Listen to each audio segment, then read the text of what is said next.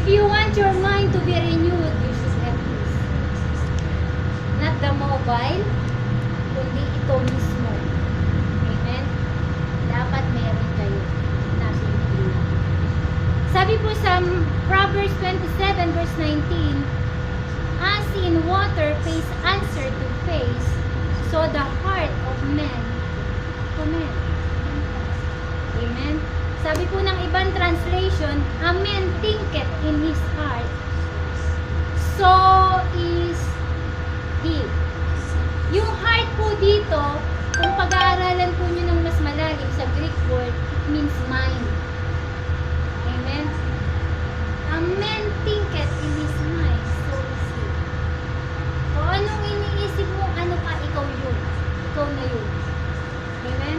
Kaya nga, katulad ng example ko kanina, si David, amen, sa isip pa lang, alam na niya na victorious siya. That's why he end up victoriously. Amen? Your mind can lead you to victory and defeat. Tama ba? Success or failure. Healing or sickness. Bondage or freedom. Sabi po sa Hosea 4:6, sabi ng Panginoon, my people perish because of lack of knowledge. Hindi sinabing faith. Amen? Bakit knowledge? Romans 10:17 says, your faith cometh by hearing, and hearing the word of God. Amen?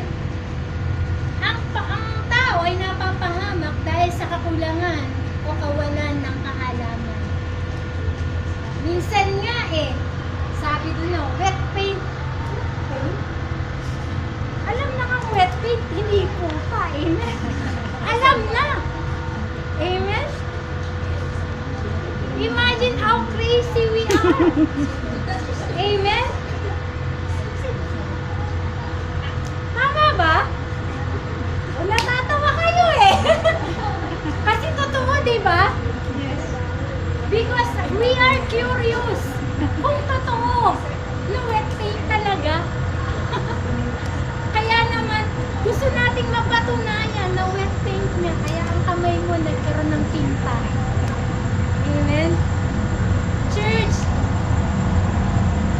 we can only perish if we don't have enough knowledge. Amen? Tama ba?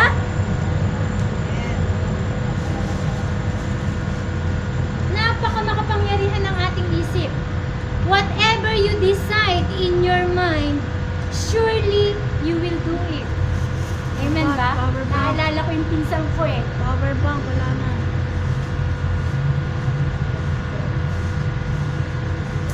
Ayun. Okay. Diba?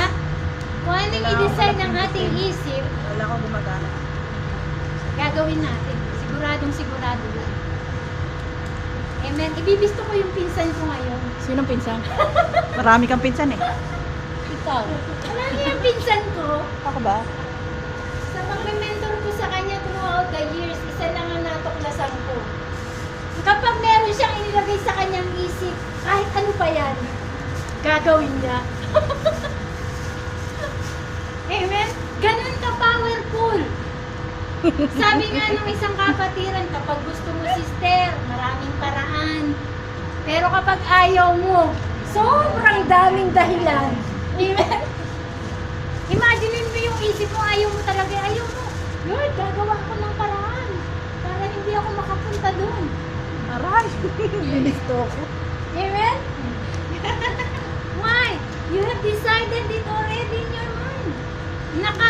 Still na doon, ang tawag doon, nakasimento na sa isip mo na hindi ka pupunta.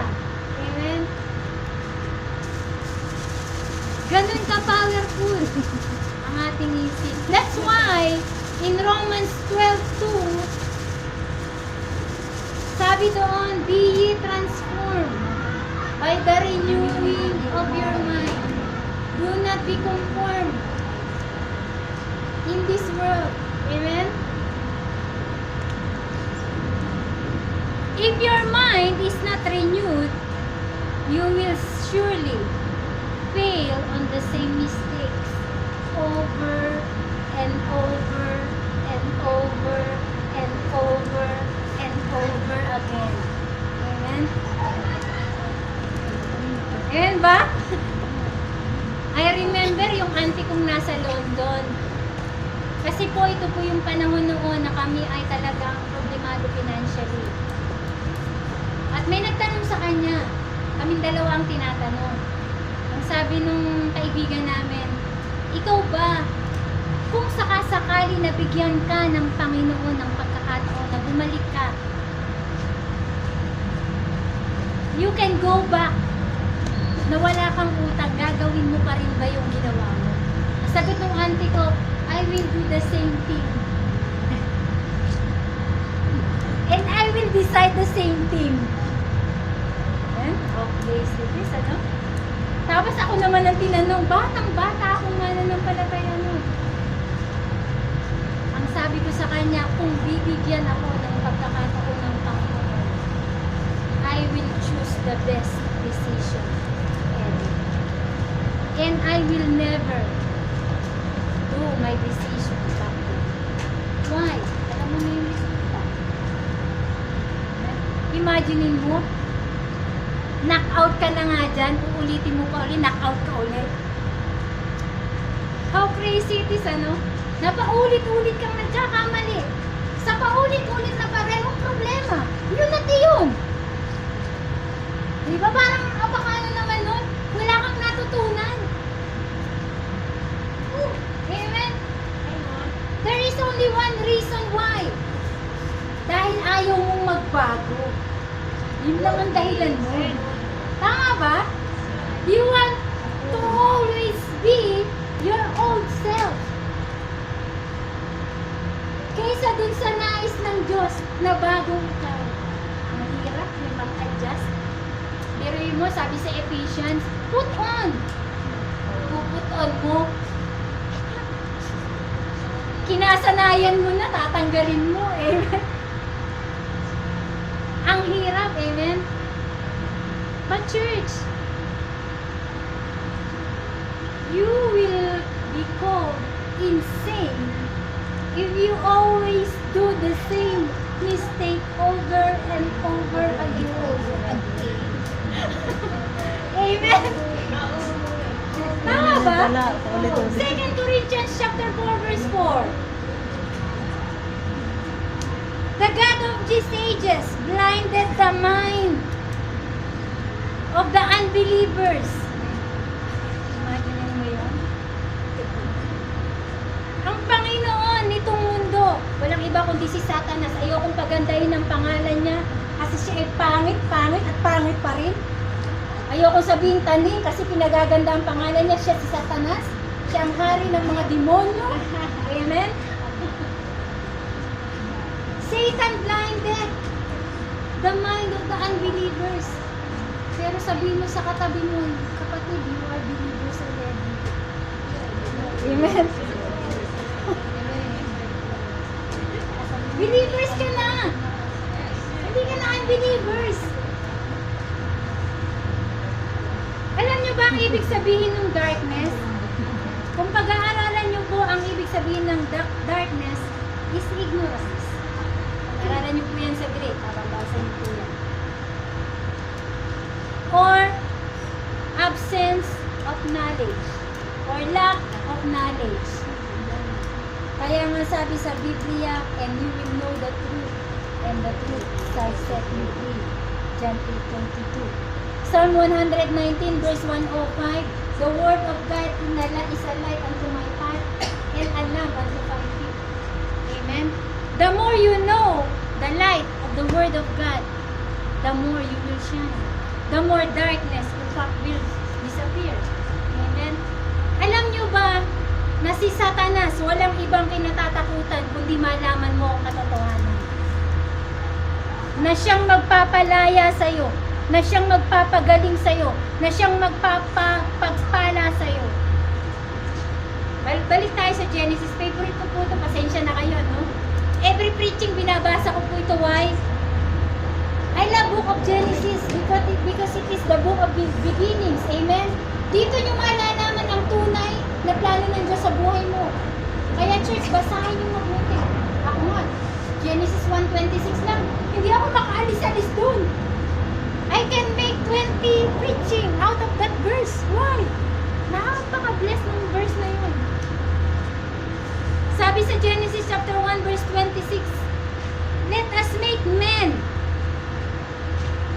in our image and in our likeness, and let us give them dominion over the earth. Amen? Tandaan nyo, you have no dominion sa katabi mo. Ang dominion natin is only in the earth, pero ayoko pong kumapit doon. Amen? You were created in the image and likeness of God. And here, sa chapter 3 ng Genesis, basahin niyo po sa bahay. Start kayo sa verse 15. Here is Satan. Dumating si Satanas. Amen? Nakita niya si Eva at si Adam. Naglalakad sa Eden. Amen? Ang sabi ni Satanas, sinabi ba ng Diyos na kayo'y mamamatay kung sakaling kainin ninyo ng bunga ng puno ito? Anong sabi ni Eva? Sinabi ng Diyos. Anong sabi ni Satanas? Ang totoo, kaya ayaw ng Diyos na kainin ninyo ito dahil makakagaya ninyo ang Diyos. Amen? Makakagaya ninyo ang Diyos. Magiging tulad kayo ng Diyos. They are already there. Sila ay katulad na ng Diyos. Basahin nyo ulit sa Genesis 1:26. Amen? Kaya po favorite itong verse na ito. Let us make men in our image and in our likeness. Oh. Diba? Kamukha mo na ang Diyos at that time. Pero nilit lang sila ni Satanas. And they fall here. Ito po yung kanilang pagkakamali. God gave them already the right information. And here is Satan without that information. Giving another information almost similar. Amen? Almost similar to the information that God gave, but not 100% similar. Amen? Kaya doon pa lang, dito, nagkamali sila. And the battle begins at that time. Hanggang sa panahon natin, ang battle laging nasa isip. Amen? Kasi dyan laging bumubulong si Satanas. Kaya ayaw ni Satanas na ikaw'y nagbabasa. Hindi ito bago sa inyo. Di ba pag nagbabasa ka, enjoy na enjoy ka. Talaga naman, Lord, I will read your word. Starting today, nagbabasa ka. Sabi na Satanas, naantok ka na, naantok na ako. Sabi mo naman, oo nga, naantok ako. Pero si Satanas yung nagsasabi sa'yo na naantok ka. Hindi naman ikaw, amen? Kaya you will fall asleep. Sabi mo, nagbabasa ka ba? Wala na, tulog ka na. Amen? Nananakaw. Kaya po kami noon may strategy ng pagbabasa. Pagpe-pray, di ba? I never pray in the morning in the bed. Di po ako nananalangin na nakaupo. Why? You have a tendency to fall asleep once again. Na hindi mo pa natatapos yung prayer mo, kinabukasan na ang amen. Amen? Hindi po ako nananalangin lalo na sa umaga sa aking bed. I make sure I stand up on my feet. Why? Laging may strategy ang kaaway. Amen? Lalo na pag may aircon ka sa kwarto mo. Sarap matulog. Sarap matulog kaya. Amen? Why? You will become dangerous in the kingdom of darkness or hell if you knew the word of God. Satanas ay may ground lang sa'yo sa mga bagay na hindi mo alam. Alam mo ba yon? Satan only have power to the things you don't know. Kaya nga po napakamahalaga na mag-aral ito.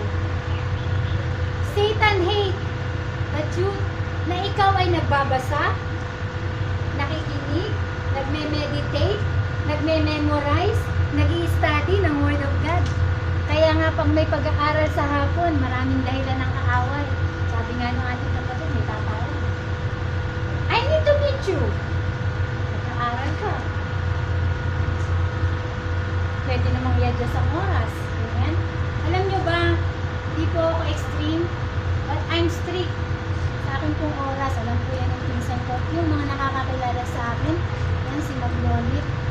I'm so strict on my time, I never meet someone kapag ako nasa church. And the truth, kahit po uso ang cellphone, pag linggo, kaya pasensya na po kayo, hindi po ako sumasagot talaga ng contact sa church. Kumukuha ka man ng card, businessman yan, pero ano, I'm so sorry. Why? Kasi po alam ko, pag pinagbigyan mo si Satanas one time, paulit-ulit na yan. Hanggang makita mo na at ma-realize yung sarili mo, you have no time. With the Bible. Wala ka ng time magbasa. Kontento ka nang magbasa sa FB. Amen? Yung mga mensahe doon. Amen? You never read your own love letter. Ito. Kaya kahit sinong umarbor nito, hindi ko ito binibigay. Why? This is my love letter. Ito yung love letter ng Panginoon sa akin. Amen? Satan knows. Satan gets his power through the things you don't know. That is why you have to know your Bible. Amen? Proverbs 6:20-24, basahin na lang natin sa bahay. My son, keep thy father's command, and forsake not the law of thy mother. Bind them continually upon thine heart, and tie them about thy neck. Lagi doon pintas. Amen? When thou goest, it shall lead thee. Kapag daw ikaw ay umahay, gagayad ka nun. Amen? When thou sleepeth, it shall keep thee. Tama ba? And when thou awaketh, it shall talk with thee. Imagine mo, pagising mo pa lang, meron ng awitin sa isip mo. Amen? Dinuduyan ka na. Why? Your mind is so full of the Word of God. Kaya pagising mo pa lang, naandun na, nagme-mensahe na ang Panginoon sa'yo. At sa mensaheng yun, kahit isang awitin, ang awitin na yun, derived from the Word of God. Awitin mo ng paulit-ulit. Umaga pa lang, blessed ka na. Amen? Hindi alam ng amo mo kung bakit ka nakangiti. Ang saya-saya mo. Amen? Sabi sa Joshua 1:8, dili-diliin mo araw-gabi ang salita ng Diyos para ikaw ay maging mananagumpay. So, napakahalaga na ang isip natin mapuno ng right information ng salita ng Diyos. And I tell you, church, you will be dangerous to the kingdom of heaven. Amen? Basahin na lang po natin sa Proverbs 7:1-3. Ganun din po ang nakasulat. Satan knows the more you knew the Bible, you will become one of the greatest threat in His kingdom. Oh! Ambassador ka na ng Diyos. Amen? When your mind is filled with the right information and your mind is transformed, you will become one of the greatest enemy of hell. Huwag kang matakot. Amen? Natatakot ba dyan? That is why every time you open your Bible, He tried His best to make you fall asleep.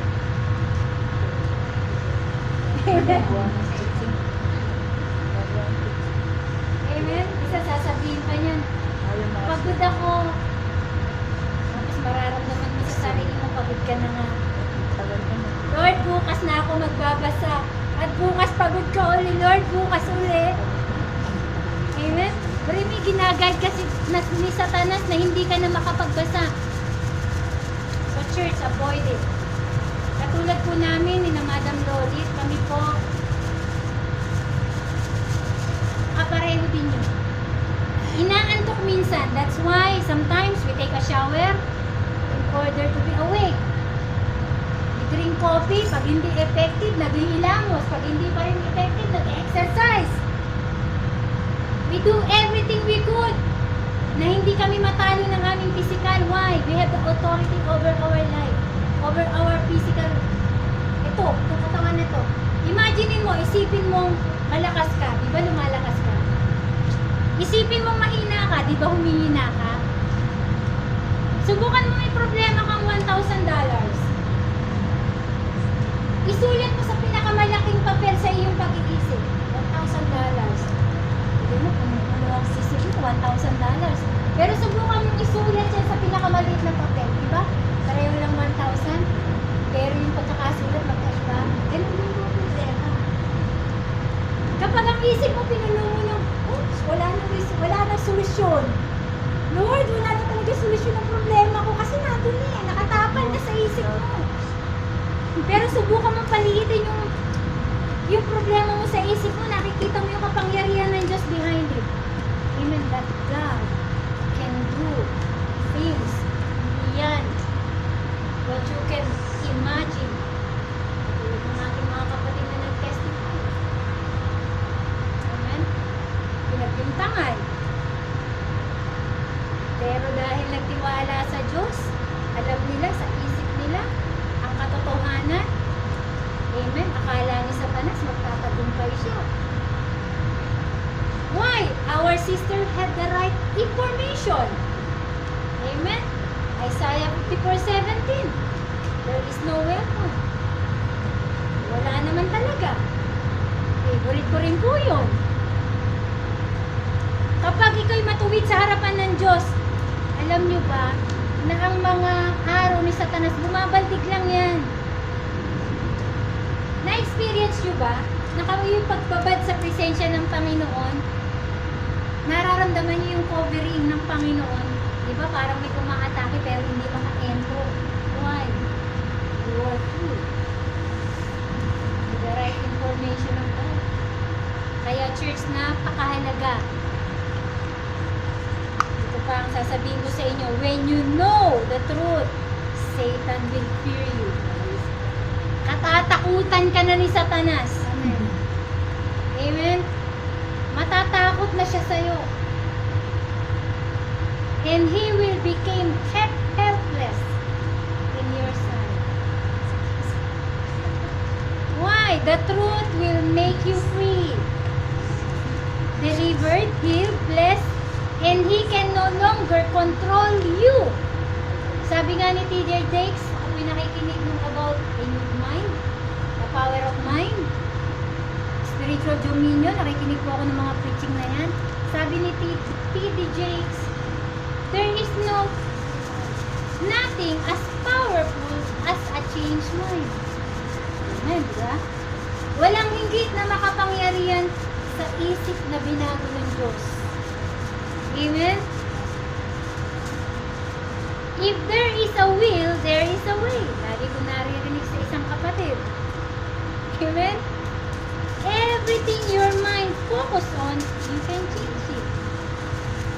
Amen?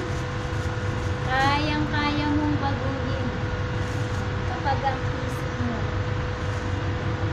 ay na-transform sa pamamagitan ng salita ng Diyos. Ito na po ang bago. Number 1, a power of a changed mind can restore what is lost. Luke chapter 15 verse 1 to 15. Favorite ko rin po ito. Sino po nakakaalam ng istoryang yun? About the prodigal son? Amen? Alam ko, favorito ng marami. Amen? Sasabihin ko na lang po sa inyo in short ang story. Basahin po natin sa bahay. Luke chapter 15 verse 1 to 15. Ito po yung may dalawang magkapatid at mayaman ang kanilang magulang. Hiningi niya ang kanyang kayamanan o mana sa kanyang ama at siya ay pumalayo at pumaroon sa malayong lugar na kung saan ang kanyang kayamanan na in-spend niya yung lahat ng kanyang minana sa kanyang ama. Inubos niya hanggang dumating yung time. He became a slave. Amen? Nagpapakain na siya ng babs. At hindi lang yun. Hindi rin siya pinoprovide ng pagkain. Kaya naman ang kanyang kinakain ay pagkain din na babsi. Amen? Kumakain siya ng At nabuo sa kanyang isip na alala niya na ang katulong ng kanyang ama, masarap ang kinakain. Amen? At pinagdesisyonan niya sa kanyang isip, yung pala, restore na yung nawala sa kanya. Email sa isip pa lang, I will go back to my father. I will ask forgiveness and I will say to my father, na ako'y nagkamali, nagkasala. At sabi pa nga niya, gawin mo na lang akong patulong. Amen? Pero hindi ginawa ng ama. Nung sabi ng ama sa kanya, here is my son. Dating patay, ngayon ay nabuhay. Amen? A changed mind can restore what is lost. Amen? Amen? Kaya kapatid, naalala ko kinakanta ng ating mga worship team, take back what the devil steal. Yung Israel ba yun? Amen? Oh, Yung kantang Israel? Amen? Kapag ang isip mo na transform, kayang-kayang ibalik ng Diyos ang lahat ng nawala sa iyo. Amen? Amen? Kaya church, huwag ka nang mag-alinlangan pa. Katulad ng prodigal son, kahit gaano pa kalaki ang pagkakamali mo sa Panginoon, once na ang isip mo, ang will mo, ang free will mo, nag-intend to go back to the Father, doon pa lang, God will restore you, and God will call you. Here is my son, dating nawala, subalit mo yun. Amen? Amen? At kapag ang isip mo, nagdesisyon ng ganun, there is no devil in hell can control you in your decision. Amen? Kahit anong gawin ng kaaway, tinan mo siya sa yung prodigal son. Amen? Walang inilagay siya sa isip niya kundi yung tatay niya. Amen? Kaya church, isa ito. Isang pwedeng mangyari sa atin. Kaya huwag ka nang tamaring magbasa ng Biblia. Amen? Sabi mo sa katabi mo, magbasa ka na. Kanina to? Mag-aral ka na. Mag-meditate ka na. Amen? Makinig ka na ng salita ng Diyos. Hindi ba? Naalala niyo yung istorya ni Job? Sorry. Amen? Pero mo kinuha ni Satanas lahat? Lahat-lahat talaga eh. Pati hell. Amen? Pero sabi sa Job 42 verse 10, God double it. Amen? Kaya kung ano yung ginagawa sa'yo ng kahaway, if your mind has been transformed, bumalik ka sa Panginoon, double for your trouble ang ibabalik ng Diyos. Amen? Doble ang ipagpapagpala sa'yo ng Panginoon. Katulad yung ating mga kapatid na nag-testimony. Pero mo pinagbintangan ka, pero kapatid, expect greater blessing. Why? Kung paano ninakaw saglit ng kaaway, yung pagtitiwala sa inyo, higit pang pagpapalang ibibigay sa inyo ng Diyos. Amen? Double for your trouble. Kaya huwag ka na mag-alinlangan pa. Ganong katindi ang pwedeng gawin ng ating pag-iisip kung ito ay puno ng salita ng Diyos. Amen. Number 2. The power of the changed mind can receive far more greater blessing. Philippians 4 verse 8 to 9. Sabi doon, meditate what is pure. Tama ba? Verse what is holy. Amen. Ilagay mo daw sa isip mo ang lahat ng bagay na magaganda at kaaya-aya sa Panginoon dahil ang gantimpala ng Diyos ay kasakasama mo siya sa lahat ng panahon. There is no far greater blessing than God, knowing that God is with us. Amen? Ano pang hihingin mo kapag kasama mo ang Diyos? Wala na. Amen? Alam niyo ba si Eva at si Adan, kasama nila ang Panginoon sa Garden of Eden. Wala na silang hihilingin pa. Kung bakit nagpalindang pa. Amen? Tama ba? Amen. Kaya church, there is no far more greater blessing than to know that God is with us. Matthew 1:23, Emmanuel, God is with us. Kaya wag na wag kang matatakot. Bakit? Kasama mo ang Diyos. Amen. Even, sabi sa Matthew 16:19, sabi ng Panginoon sa kay Peter, there is no gates of hell can prevail to the church of the living God. Amen? Sabi din sa Psalm, sa Book of Psalms, si David, yea, though I walk through the valley to the shadow of tears, I will fear no evil. For thou art with me, thy rod and thy staff shall comfort me. Thou preparest a table before me in the presence of mine enemies. You anointed my head with oil, my cup runneth over. Surely goodness and mercy shall follow me all the days of my life, and I should dwell in the house of the Lord forever. Amen. Kapag kasama mo ang Diyos, wala ka nang pwedeng katakutan. And that is far more greater blessing than money. Ang kapag kasama mo ang Diyos, wala na. Yung pera, yung physical na pagpapala, dagdag na lang yun eh. Bonus na lang yun. Amen? Kaya nga tingnan mo, lagi kang ipine-bless. Kaya ka lang dapat nakakatira. Minsan amo mo. Amen? Minsan kapitbahay. Amen? Why? Bonus na lang po yun.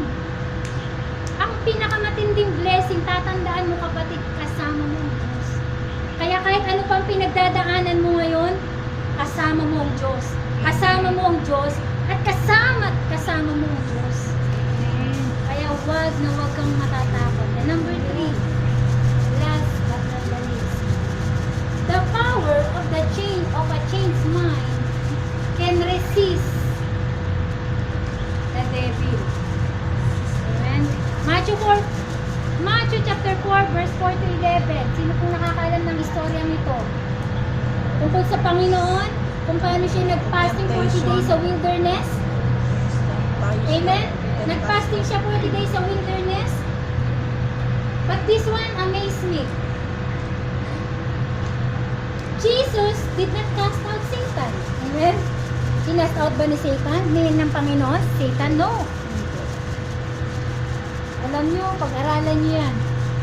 You can create many preaching out of that verse. Kahit ako, I'm so blessed. Paulit-ulit kong binabasa, iba't ibang revelation ng Diyos. The one thing amazed me is the right information is in his mind, review, and cast out Satan. Laging ang sagot niya, it is written. Hindi niya sinabi, Satan, get behind me. Pwede naman niya sabihin ganun, di ba? Satanas, umalis ka dyan. Wala kang karapatan sa akin. Pwede. Pero hindi ganun ang ginawa ng Diyos ng Panginoon. Anong sabi niya? It is written. And again, it is written. And again, it is written. At walang magawa si Satanas kundi umalis. Why? Jesus have the full information. The right information of the Word of God. Kaya kahit anong trick, hindi mo, sabi nga ni Satanas, diba? Sabi niya, magpapadala siya ng anghel para ikaw ay saluhin at hindi masaktan ang iyong talampakan. Actually, nakasilat po yun sa Psalm 91, amen? Kung babasahin natin, amen? Pero mali yung pagkakasabi niya, pero similar. Very similar, amen?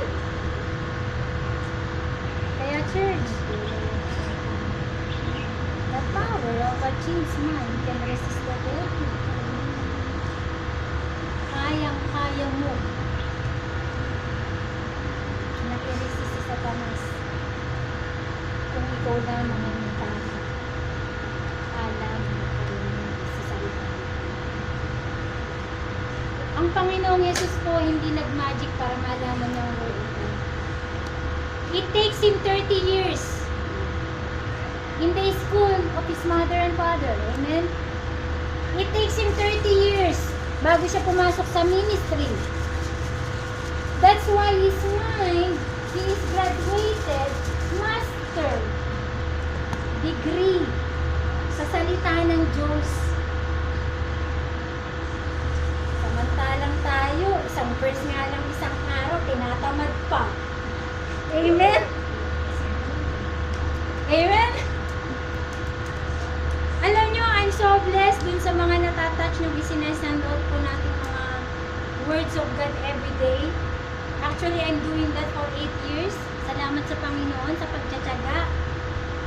Alam nyo, there are times na ako din po ay tinatamad na mag-send out. Pero dahil I get used to it. Alam nyo yun? Habit na. Parang alarm clock.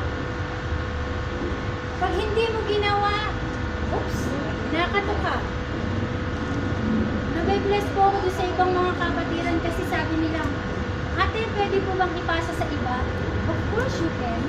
Why? It is not my word. Hindi mo po salita yun. Salita po yun ng Diyos. Kaya hindi ka na dapat magpaalam pa sa akin. You can share it to others if you want. Why? It is the word of God. Kung salita ko yun, pwede ka magpaalam sa akin. Pero hindi ko naman salita yun. Amen? I just share the word of God. Nakaka-bless, di ba? It is a great encouragement na may natatouch. Sabi ko nga sa Panginoon, Lord, isa mang kaluluwa ang mahipo kapag ako'y tumatayo. Higit na sapat na sa akin. Amen? How much more kung lahat tayo'y mahipo ng Panginoon. At may magbago ang buhay natin. Amen? Kung tayo nasa putik ngayon, bukas. Amen? Totally change ka. Satan can tempt you, but he cannot win over you. Amen? You know what you know. He may twist the truth, but you know the real truth. Amen? And the more you know the truth, the more you became dangerous to Satan and the kingdom of God. Amen? Proverbs 24 verse 5. A man of knowledge increase his strength. Amen? Kapag marami daw nalalaman o kaalaman ng isang tao, ito yung nagpapalakas sa kanya. Amen? So church, do you want to get better? Yeah. Or out of your struggle, you get bitter. Sige po, tumayo po tayong lahat. Do you want to get better? The Bible says, and you shall know the truth, and the truth shall set you free. Anong problema mo ngayon? Anong daladalahin mo ngayon? Anong kinakaharap mo ngayon? Church, the word of God says, if you know the truth will make you free. If you know the truth will make you free. And the truth is Jesus. Amen. Amen. Sabi niya sa John 14 verse 6, I am the truth, the way, and the life. Ako ang katotohanan at katotohanan na siyang magpapalaya sa iyo. Kaya kung ano man ang sitwasyon mo, sabi ko sa John chapter 10, verse 1 and verse 27, naparito si Satanas para ikaw ay patayin. Patayin at patayin. Pero naparito ang Panginoon para bigyan ka ng isang buhay na ganap at kasiya-siya hanggang ito ay mag-overflow. Kaya church, do you want to get better? Amen. So before, tikit natin ang ating mga mata at ako po'y mananalangin ng konti. Ama, tunay nga sa oras na ito, Panginoon, salamat una sa lahat sa iyong mensahe na ibinigay mo sa amin sa oras na ito, Panginoon. That a man thinketh in his heart, so is he. That there is power in a changed mind. Power to restore, to receive, and to resist the devil, O God. Thank you, Father, for your great revelation unto us. Kaya Ama, ano man ang aming sitwasyon, nararanasan, ano man ang aming problema, suliranin, ano man, Panginoon, ang aming mga kinakaharap, O God, na sa tingin namin ay imposible sa amin. Subalit naniniwala kami. Sinabi mo sa iyong salita sa Mark 11:24 and 25, kung kami mananampalataya, magtitiwala, ano man ang aming hilingin sa iyo ay ibibigay mo. At sinabi mo rin, Panginoon, sa Matthew 1:38, there is nothing impossible unto you. Kaya, Panginoon, ang lahat ng imposible sa aming mga problema, inaangkin namin na sa oras na ito. You make it possible for us to win the victory, to be victorious, to be successful, to be delivered, to be healed, to be free. We will no longer hear the information that comes from Satan, O God. We will hear the information that comes from you, O God. That you said, O God, 2,000 years ago, that by your stripes we are healed. By your mercy and grace we are healed and delivered, O God. And we claim it, O God, that we are healed right now. Emotionally, physically, and spiritually, O God. We receive the healing power of Jesus. And beginning today, we will walk with our head up high, O God. Because you are the one. You are the one who delivered us. You are the one who set us free. Thank you, Jesus. And Father, I seal everything in the mighty name of Jesus. Amen and amen. Thank you, Lord. Amen.